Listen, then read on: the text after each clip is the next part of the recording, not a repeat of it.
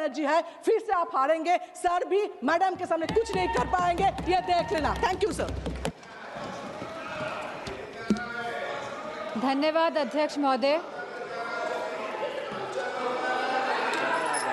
धन्यवाद अध्यक्ष। Please sit down. Khan साहब, Khan ji please sit down. धन्यवाद अध्यक्ष महोदय।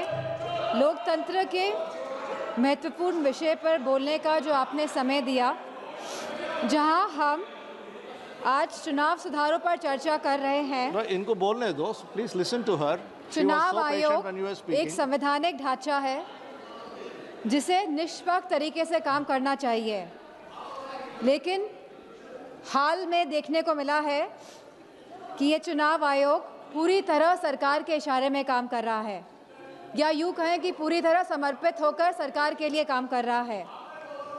हमने उत्तर प्रदेश के उपचुनावों में देखा है कि किस तरह वोटों की धांधली हुई, कि किस तरह बीजेपी ने मनमानी करी और लगातार चुनाव आयोग को शिकायत करने के बावजूद भी चुनाव आयोग ने कोई भी एक्शन नहीं लिया।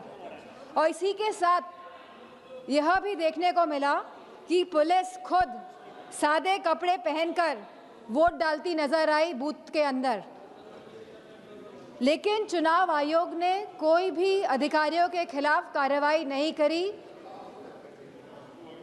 सीसी फुटेज की जब मांग करी गई चुनाव आयोग से, तो चुनाव आयोग ने सीसी फुटेज तो नहीं दिए।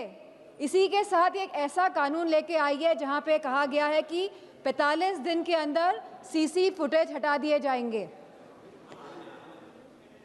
चुनाव आयोग पूरी तरह से पूर्ण तरीके से पक्षपाती स्वरूप में नजर आ रहा है, और ये हम इसलिए भी कहना चाहेंगे कि चुनाव आयोग का जो ये स्वरूप बदला है वह इसीलिए बदला है जब से चीफ जस्टिस ऑफ इंडिया को हटाकर यूनियन मिनिस्टर को अपॉइंटमेंट ऑफ इलेक्शन कमीशन में लगाया गया है।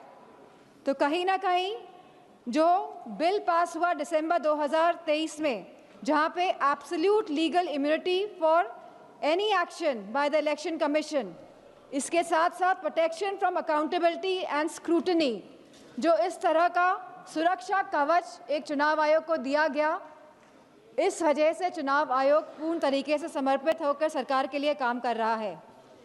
जो SIR की जो प्रक्रिया है, स्पेशल इंटेंसिव रिवीजन, यह रिवीजन के नाम पर नागरिकता कानून लागू किया जा रहा है। रिवीजन के नाम पर अध्यक्ष जी, चुनाव आयोग द्वारा प्रशासनिक निष्पक्षता के नाम पर किया जा रहा यह कार्य हमारी नागरिकता, लोकतंत्र और संवैधानिक नैतिकता की बुनियाद पर सीधा निशाना है।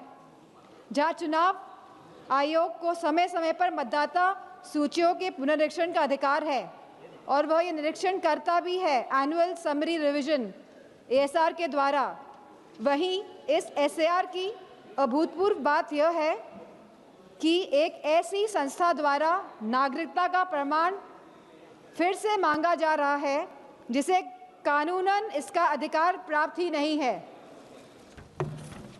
अब तक चुनाव आयोग एक ऐसी संस्था रहा है जिसका उद्देश्य हर मतदाता को शामिल करने का रहा है, लेकिन इस SIR के माध्यम से मतदाताओं को शामिल करने का यह सिद्धांत उलटकर बाहर करने की दिशा में तब्दील होता जा रहा है। जहां बिहार में SIR कराया गया और लगभग 80 लाख वोटर्स को डिलीट किया गया, और यह सूची आज भी उपलब्ध नहीं हो पा रही है कि 80 लाख वोटर्स आखिरकार कौन थे। वहीं SIR के बाद भी अंतिम मतदाता सूची में लगभग 14 लाख से अधिक डुप्लीकेट वोटर्स पाए गए, और इसमें भी लगभग 3.5 मतदाताओं के दोनों वोटर ID कार्ड पर एक ही विवरण दर्ज कराया गया है। अब ये SIR की प्रक्रिया उत्तर प्रदेश में भी चल रही है, जहां BLO को कोई भी प्रशिक्षण नहीं दिया गया है, जहां लगभग 10 से ज़्यादा BLO ने काम के बोझ की वजह से आत्महत्या करी है, और वेस्ट बंगाल में भी लगभग 20 BLO ने आत्महत्या करी है। तो कहीं ना कहीं जहां इन BLO को प्रशिक्षण नहीं दिया जा रहा है और जिस तरह से ये SIR की प्रक्रिया को अंजाम दिया जा रहा है, कहीं ना कहीं ये वोट काटने वाली प्रक्रिया साबित होती जा रही है। तो हमारी मांग है कि जिस तरह सत्ता पक्ष के लोग कहते हैं कि हम बिहार का चुनाव जीते, तो अगर आप वाकई में चुनाव लड़ रहे हैं और जीत रहे हैं तो हमारी ये मांग है कि आप सीजीआई को वापस अपॉइंटमेंट कमेटी में इंडक्ट करें। और जो आपने सुरक्षा कवच इलेक्शन कमीशन को दिया हुआ है, आप इस सुरक्षा कवच को भी हटाएं।